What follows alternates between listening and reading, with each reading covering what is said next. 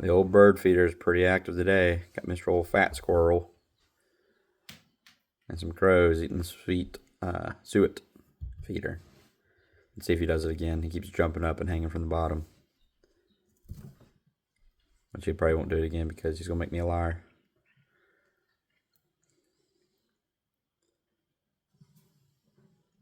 Guess not.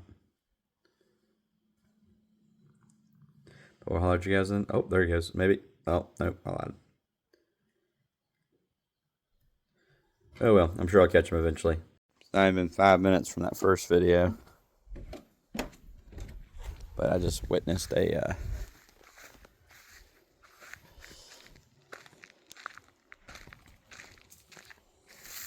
crow carrying off something pretty large, and it turned out to be the suet cake.